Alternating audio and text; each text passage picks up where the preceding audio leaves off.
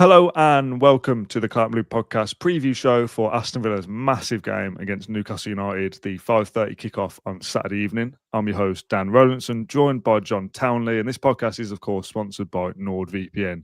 John, this is the first real time I've started thinking about Newcastle. I've still had a bit of a PSG hangover. Obviously, you've been to the presser, but are you kind of the same? Like, okay, now I can finally start paying attention to Newcastle.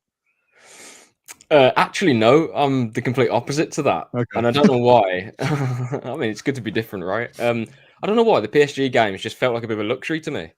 I don't know what that was or what it, I remember the first leg and people being in press conferences were saying, oh, if you got an eye on Tuesday, I think this was the game, was it Forest? And then we played PSG. But my full focus was on Forest. And then Southampton was a bit different because it's Southampton. But then Newcastle for me is I've had eyes on Newcastle since before Southampton and the game against City and everything else coming after that. PSG just, I don't want to say free hit, but it felt like what will be will be. We're going to give a great account of ourselves, and we did, and that's what I expected. But equally, I didn't expect us to be going through, so I didn't give myself much kind of pressure to think about it. Whereas Newcastle is, I think we all know how big the game is, but then equally the City match, and then Bournemouth, Fulham, Man United, Tottenham. That all of those games are going to define what we're going to do next season, what competition we're going to be in. Yeah, Adam in the comments says the City game is way bigger. We need to win that one. I mean, we'll get to which is bigger and which one is the which one would you rather win? Yeah, if you could only win one, John, which one would you prefer? Obviously, as I said, you've been to the presser, and we'll get to that in a second. I wanted to start actually with the open letter from Damian Vidigani from the Aston Villa fan advisory board. This was posted on social media in the last hour or so. And some kind of embargo or whatever, everybody involved kind of posted it at the same time. I just want to read it out. He says, first, I would like to show how grateful we are to the supporters, from everyone at the club, the manager, the players, the staff, for the European night atmospheres we've had at Villa Park. We know how hard it was for many to get tickets, and pay for them. We had the responsibility to make it worthwhile, and we did our best. We finished angry because we should be in the semi-final, but we will have our opportunity to come back stronger. It comes to my mind the nice meeting we had at Christmas. I remember that I asked you to keep the faith and trust the process of the team. We delivered. Now is the time to ask you one more thing. We need you every single match, providing the energy and strength to the squad. We cannot ever think that we have had enough. We want and we need to qualify for the Champions League again. This is where we belong, and we won't stop now. Not a second to be self-proud of what we did. Everything is coming now. We want a trophy, and we want to go to the Champions League. We need you guys fully engaged. Please help us spreading the message. A winning team, a winning club, never is full and never is tired of getting new challenges.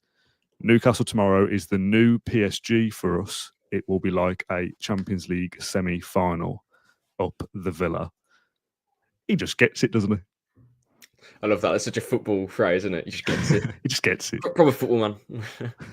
Yeah, no, definitely. Obviously, I spend maybe like 4 or 5 times a week in their company, Emery's company, Damian's company. Damian's always with him for press conferences. I don't think that's anything like new to anyone. Just in general, him, Monchi, the whole backroom team, it's all allowed Emery to just concentrate on football tactics, football coaching, football players, making them better. It's that. I don't want to say it's that simple because it's clearly a lot of work goes into it, but they've kind of simplified as such his job that he can just wake up at 6 a.m, go to the training ground, get back home if he goes home, at late hours, but he's concentrated only on football. He's not thinking about anything else, no distractions.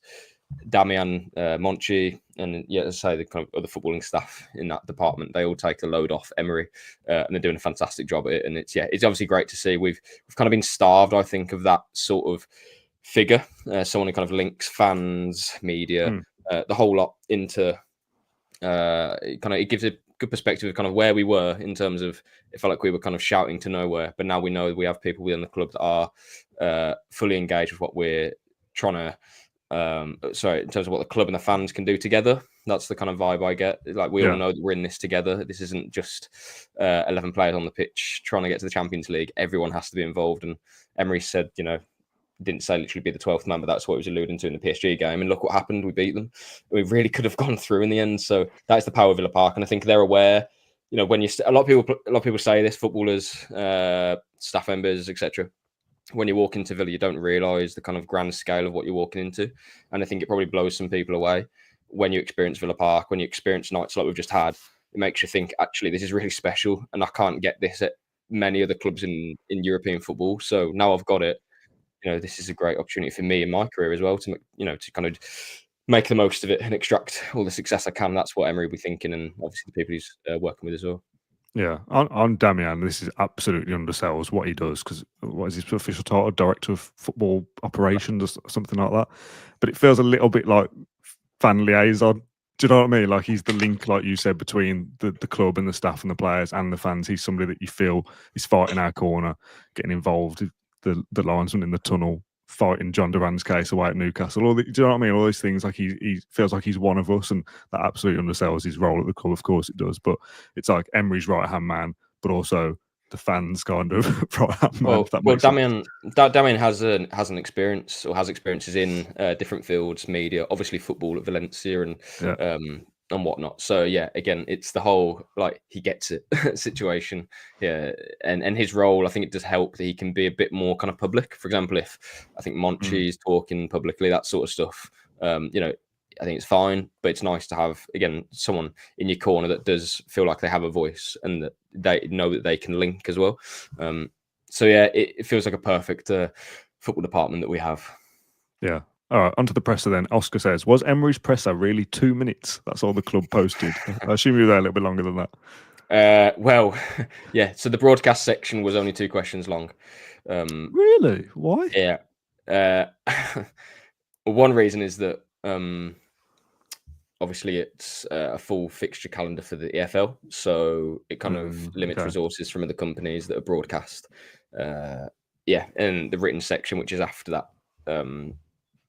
broadcast bit, that's embargoed for later on and whatnot. So it's not the perfect time to, do it inside Bodymore when there wasn't much to talk about. But yeah, the broadcast section was that short. Yeah.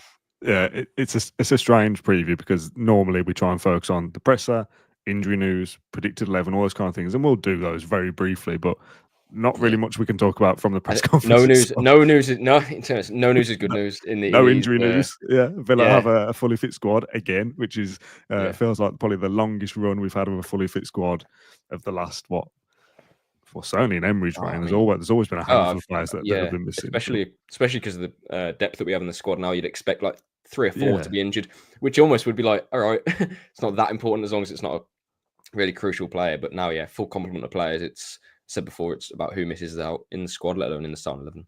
Yeah, exactly. So we're not really going to touch too much on this is what Emery said, and because you said embargo quotes for later, it is what it is.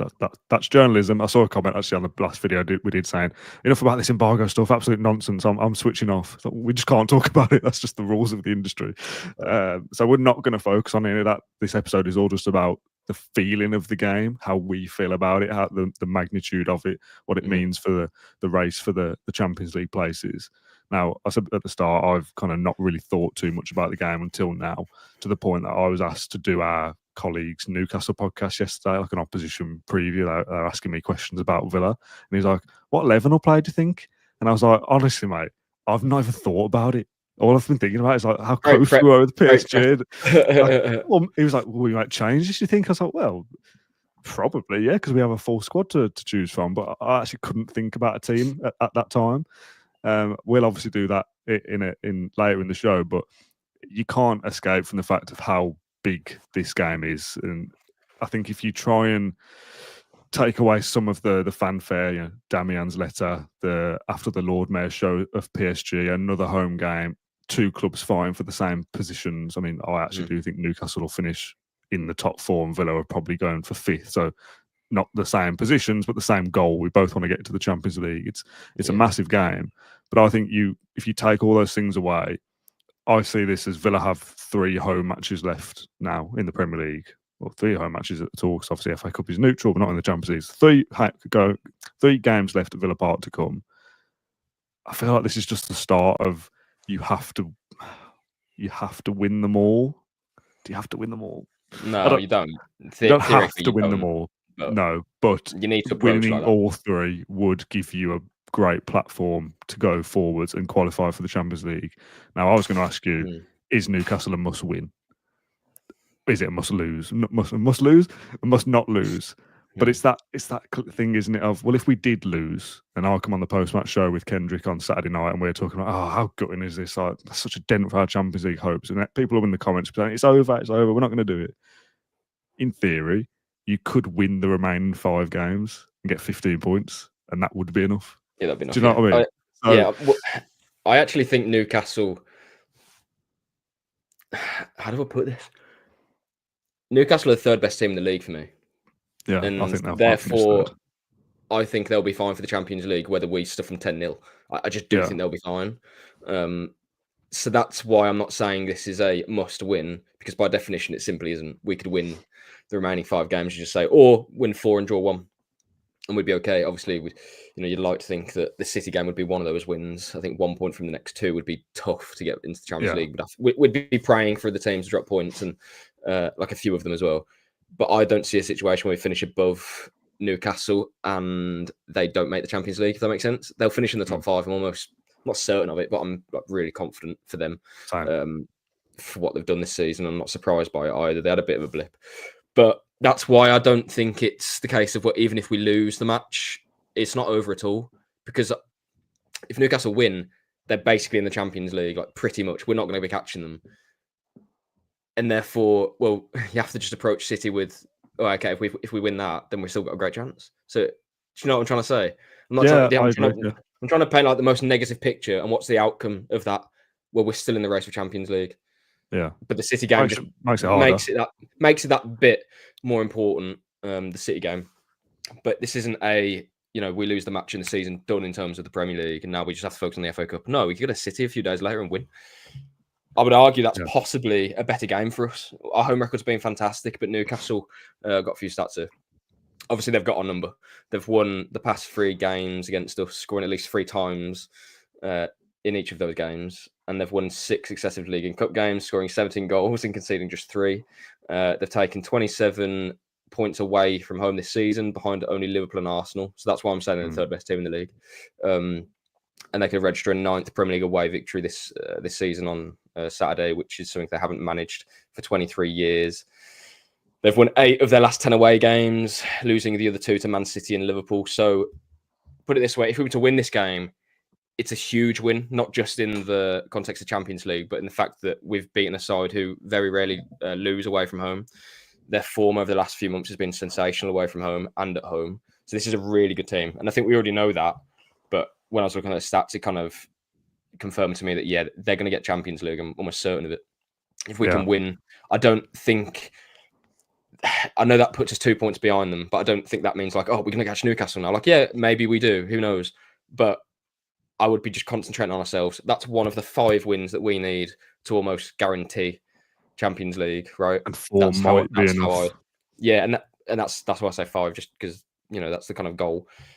Therefore, if we don't get it, we can't be thinking it's over, it's done. No, not at all. But a win would be a massive win for us, like huge in our season. It means that you go to City and the pressure isn't off, but that's just an opportunity. Then, if you can win that, oh my god, you're not nearly there, but you can really picture it then. So you just got to tick them off one by one. We're competing with, as we said in the video I did in the week, with the Chelsea fan and the Man City fan and all that. We're competing with Chelsea, Man City, Forest. I think. I think Newcastle. I think they will finish in the top 4, not just 5, and it's between the others. And I don't think Chelsea will do it. So, whatever the point situation is, it's obviously very close, isn't it? We're 54, Chelsea 54, City 55, Forest 57. So if the result doesn't go our way this weekend, and we're saying, somebody in the comments saying we need to win all 6 games. And if we did, we'd do it. We don't need to win all 6. If Man City win 3, we've only got to win 3 and get a draw, as long as they don't beat us. Because, do you know what I mean? So you don't need to do anything. You just need to better one of the other team's results. And if they don't do very well either, we don't need to be flawless. Those teams are going to drop points. They are going to drop points. Chelsea, I don't think will get top 5. I really don't. Forest won't win all their games. I know they don't need to, but I don't think they'll win. I don't know how many 6. I don't know. Maybe they'll win 3 or 4, but that means that we can still catch them. Yeah. And Man City as well. I kind of agree with the first comment that you read out earlier of Man City's a bigger game. I tend to agree, just because I think they're more catchable than Yeah, what the Newcastle follow-up are. comment was, I'd much rather draw to Newcastle and beat City because we won't catch Newcastle, but us and City are going to be in the battle for those positions. Yeah, I I think agree with that. in regards to the two fixtures, it's what we've said before about kind of coupling them. If we were to beat Newcastle or even get a draw, I think you then go to City and not feeling like you have to win, but if you did, unbelievable couple of days, right? If you Yeah. lost to Newcastle, there's then massive pressure on City then that you kind of have to win to keep level. At 3 points from the two games it's all right. I think you probably need 4 and 6 would be amazing. But it's kind of you flip them and do them the wrong way around. If you beat Newcastle, then there's less pressure on City, but you can get like a really great prize by going and grasping it and getting 4 points the other way around or 6. So Yeah. it's kind of a little bit awkward how the games come. I Well, think. you can kind of put it this way. This is probably going to be like horrible to people to listen to in an audio. Us just chatting along, but if we beat Newcastle and City beat Everton, and we draw to City with 4 games remaining, we're still behind City, so we still need them to slip up. No, that's not right. Did you say draw to Everton and draw to us? So if we beat yes, Newcastle, sorry. yeah, so we're on the same point. So if we just match their results in the next 2, because we play them in the next game. So if we draw, if we both win, then draw with 4 games remaining, City still have the upper hand. Yeah. So that's why City feels like a bigger game, because that's an active opportunity to jump them. Yeah. Obviously, we can do that if we beat Newcastle and they don't beat Everton, which is a possibility, by the way. Everton are good as I fancy them, to be fair. Well, our Man City fan had us down. He had them drawing both games, drawing to Everton, drawing to Villa. And if we beat Newcastle in that situation, we'd be 2 ahead of them. These are 2 difficult games for City as well. And I said previously that I think they're probably the hardest 2. I wrote back on that a little bit because I think they played Bournemouth and Fulham in the last 2, Man City. And I don't think their seasons will be over. At least one of them, I think, will still be going for 8th. I know we play them as well. I was looking at that as like, maybe they won't have anything to play for. In fact, I think they almost definitely will, because that Conference League spot for one of those clubs is like Champions League for us. It's being in Europe. So that will be difficult, but we know that we're a better football team than them. So if we play better than Fulham and Bournemouth, Manchester United and Tottenham, we win 4 games. We just need to do this bit of groundwork here. We don't want to lose ground. You don't want to be thinking, right, so we need City to lose that, draw that, lose.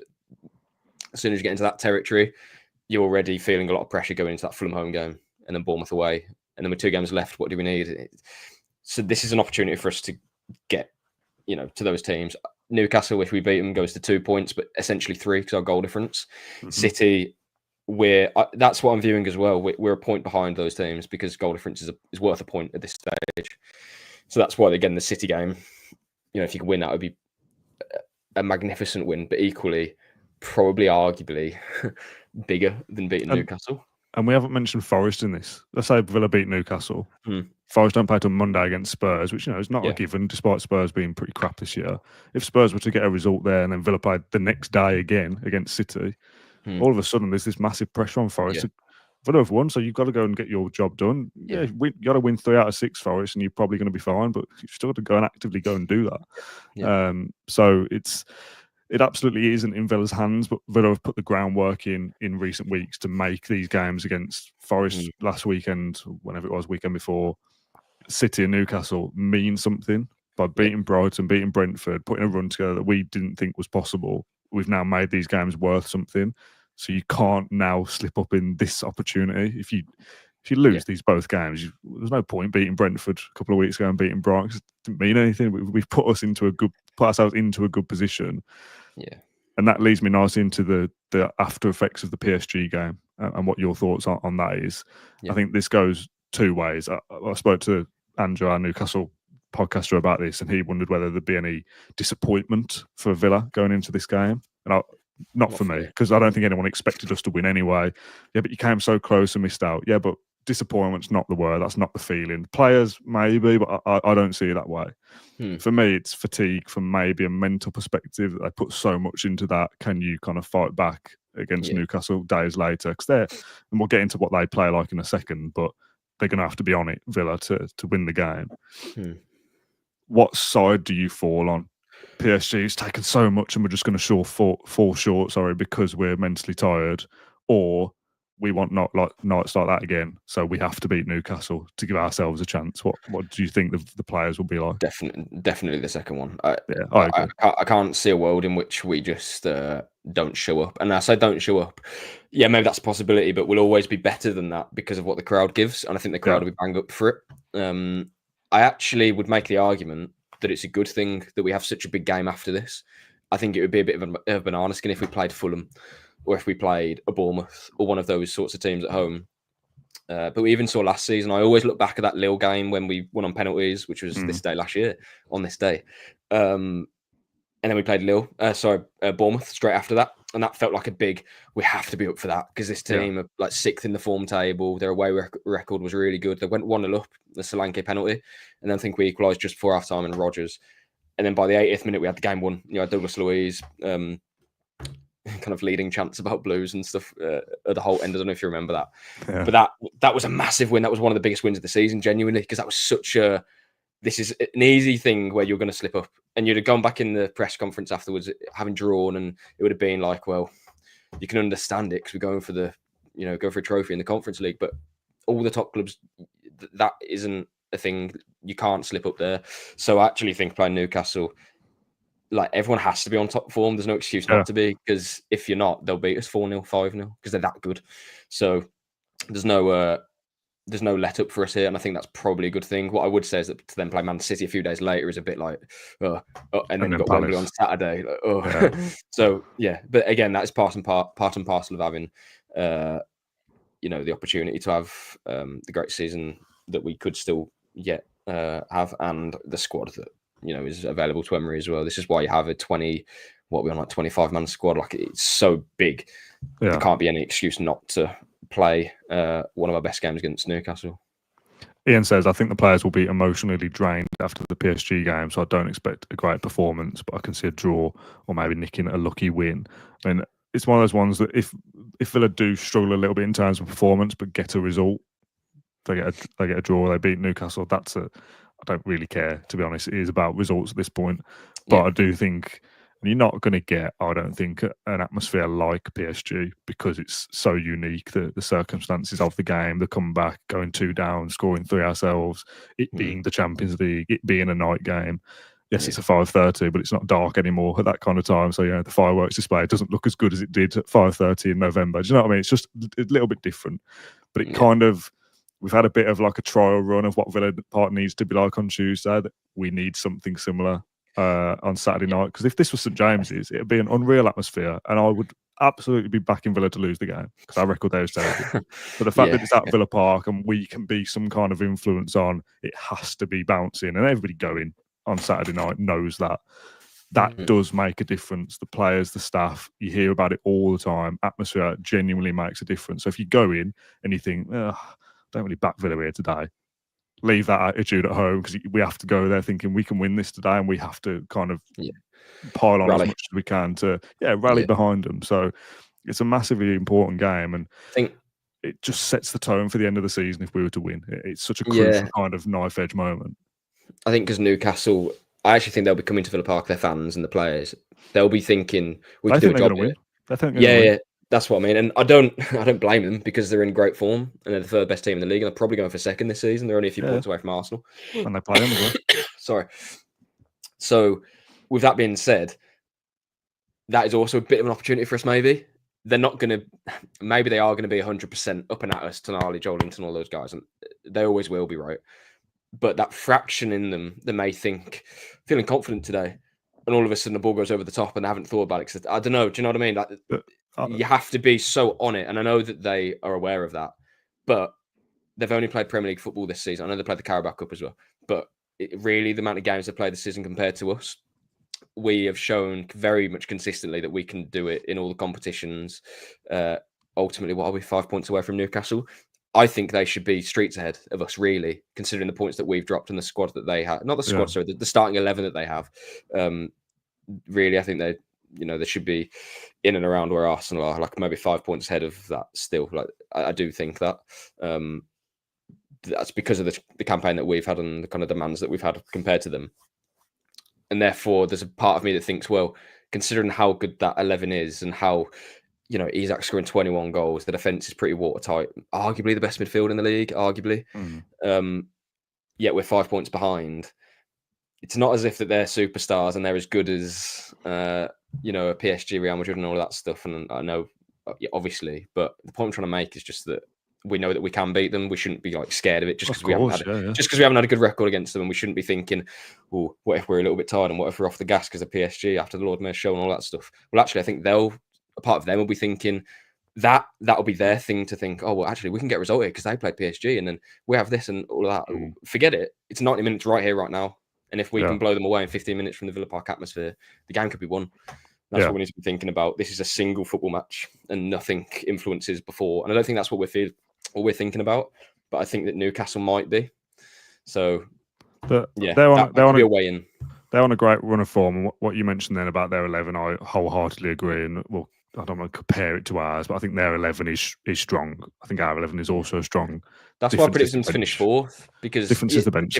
Yeah, and that's why they struggled to compete in the Champions League the season before, and they may struggle again. We did it.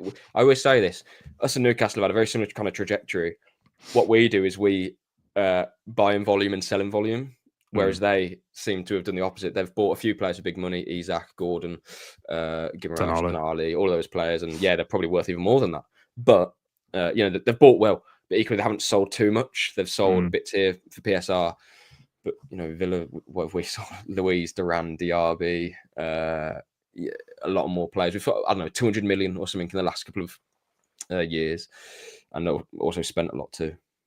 Yeah. There's a comment from Shane that says we were well in the game at Christmas before the ref made the mistake with Big John Duran getting sent off. But there might be a little bit of revenge as well. We want to kind of right the wrong of the reverse fixture. That does sometimes play a little bit of a part. I mean, obviously, John Duran is not here anymore, so he physically can't do anything about it. But looking at their run probably of form, a good thing, by the way. Yeah, probably is actually. Looking at their run of form, 6 wins in a row across all competitions. But I'm just going to go through them very quickly. Beat Newcastle 1-0, Liverpool 2-1 in the Carabao Cup final, obviously. 2-1. A 2-1 win at home to Brentford, a 3-0 against Leicester, a 4-1 against Man United, and a 5 against Crystal Palace. So they're incrementally scoring one more goal every time. So a 6-0 Newcastle at Villa Park. No, thank you.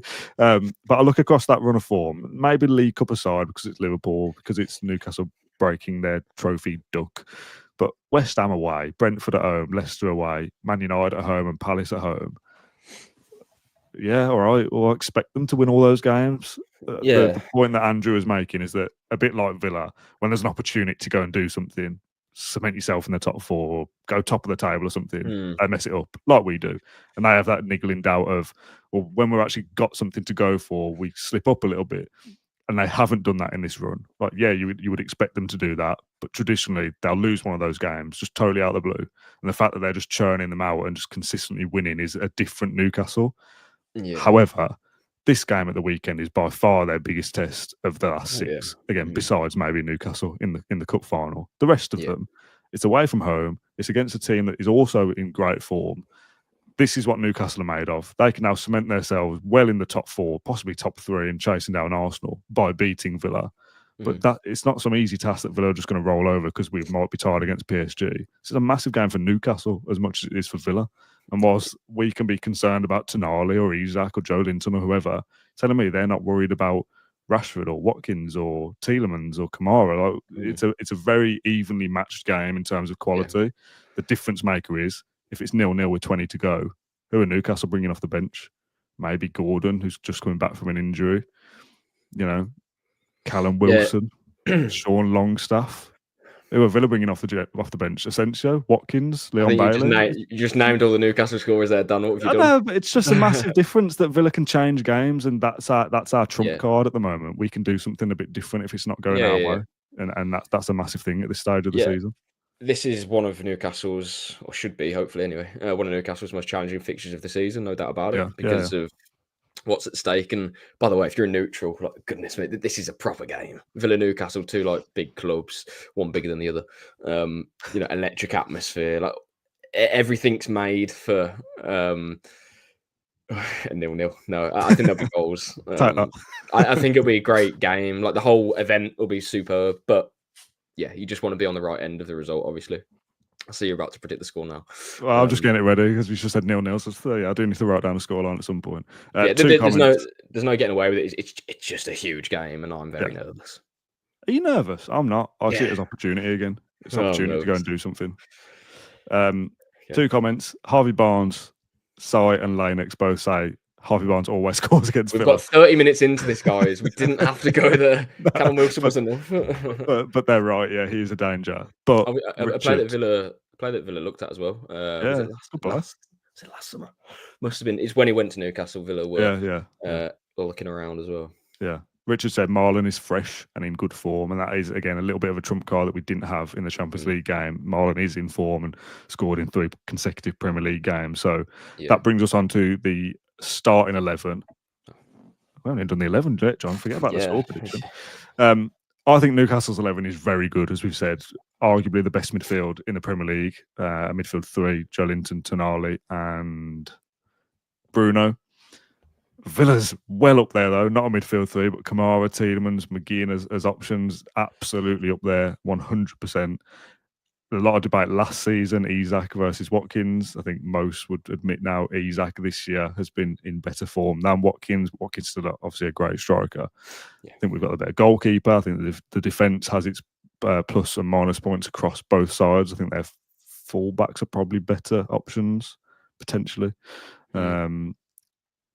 Yeah, I think it'll be a bit of a mix, the defence between both sides. But I think midfield, we've both got strong options. Forward line, we both have strong options. If you mixed and matched this team, you'd probably win the league. Yeah, I agree. Or I'd say probably it would obviously be a better. It would be a better team, which makes it possible. And Newcastle might finish 3rd, and Villa might finish 5th. So combine the both of them, and you win the league. Isak's the best striker in the league for me.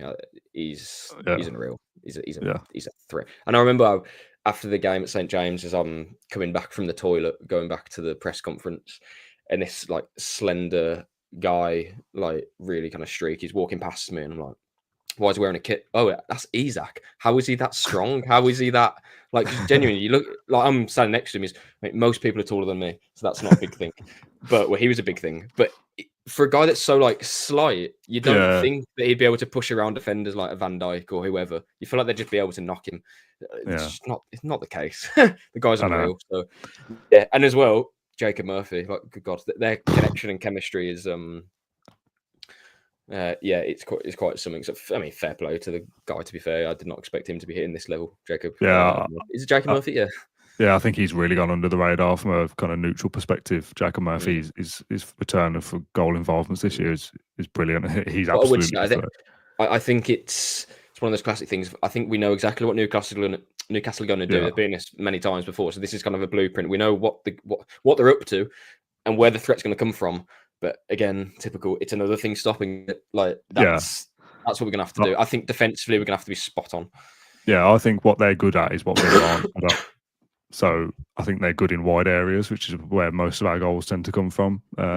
Not stopping the cross, which is a problem. Saw Murphy whip on in for Isak, who just missed it in like 30 seconds against Palace. It's like that could be dangerous on either side. Balls coming in from either side. You're gonna have to score 2 or 3 goals to win the game, I think. And we know about the physicality. They're going to be up for the fight. Their engine room in Tonali, Bruno. The clip of Tonali running the length of the pitch and putting it in the corner against Man United in like the 90-something minute just runs for days. I know that's John McGinn for us, but everyone's got to be at it. That if Villa aren't up for the physical battle and aren't willing to compete, quality-wise, whatever, but Newcastle will, without a doubt, give it everything. If Villa, for whatever reason, can't give it everything, we're going to struggle.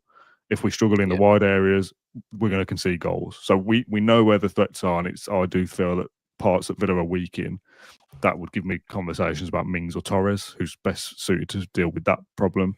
Who plays wide? Is it Dean for a more defensive player, or is it Maatsen to keep up with the pace of Newcastle? So give me an 11 in your mind. Does Onana still play? Tielemans further forward? Like what are our options for this one?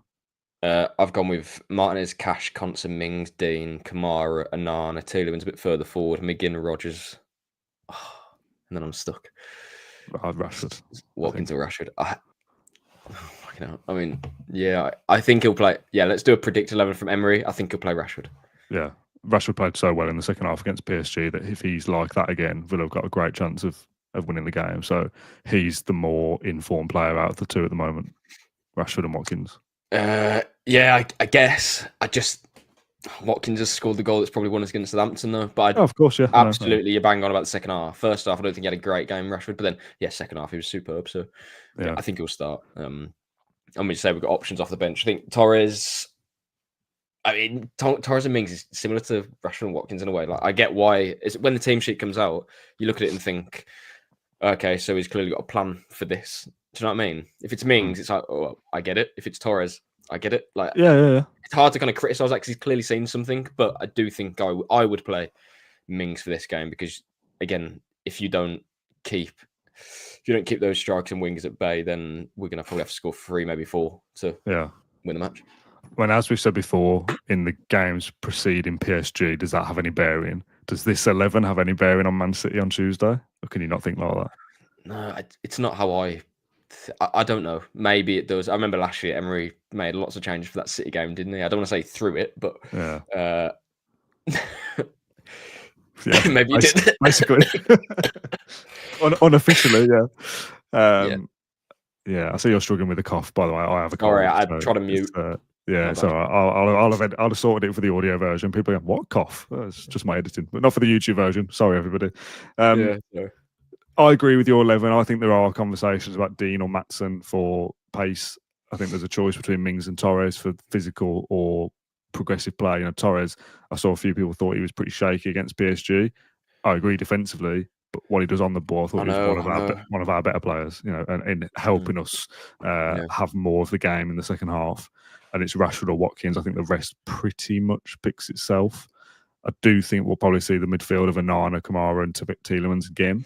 I said pre-PSG that I didn't really fancy that as an option because I don't think Tielemans further forward is as good as Rodgers in that hole or Asensio in that hole. But Kamara and Onana give you that physicality that in this fixture I think does work. So I think McGinn will be key for this game as well. 100%. If he plays like he did against either PSG game, again, we've got a great chance. That leads us into our score prediction before one silly question to wrap up. I'm not sure where we are with our score predictions. Let's have a quick look. I know I got one spot on and then you got one spot on. So we're back as we were, I think.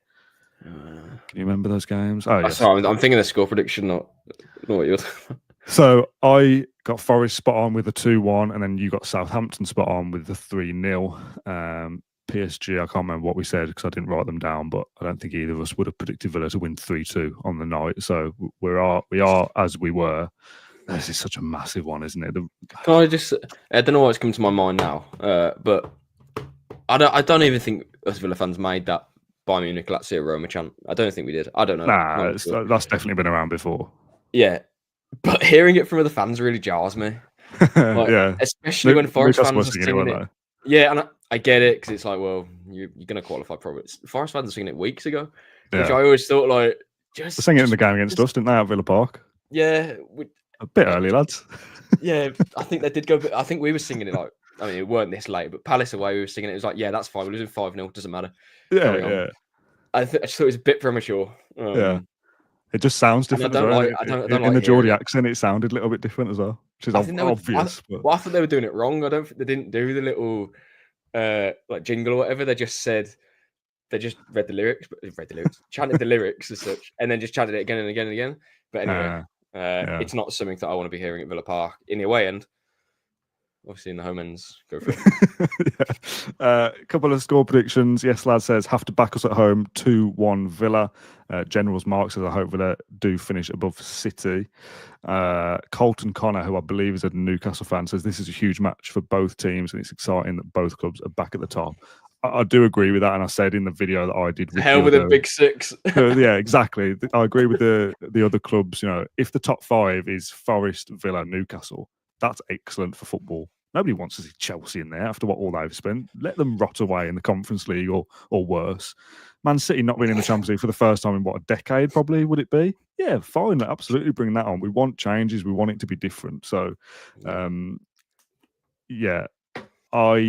it's a massive game and I want both teams to be right up there, of course, but I don't want Forest and Newcastle to be in the top 5 at our expense. Like, I want us to be in there as well. So yeah, let me just reply to a message very quickly before I get myself in trouble and do our score prediction. You ready, John? Yeah, man. I agree with Stephen Bell in the comments. 3, 2, 1. Oh, 3-1 for 3-1, me. A okay. very strange number one there. And a 3-2 for John Townley. It has got the hallmarks, hasn't it, of being that kind of game. Plenty of goals, but Villa hopefully coming out on top. A bit like, not in sense plenty of goals, but that Newcastle game in the Conference League qualifying season. Newcastle coming to Villa Park on great form, Villa in good form as well, and us putting in one of our best performances of the season. Kind of need a little bit of that kind of game again, don't you? Yeah. Oh, I'm just so nervous, man. Like, this part of the season just really kills me. Like, I love it, but equally, it's so. It's not great when you're working during it. Basically, oh my god. But yeah, like City away as well. Oh, oof.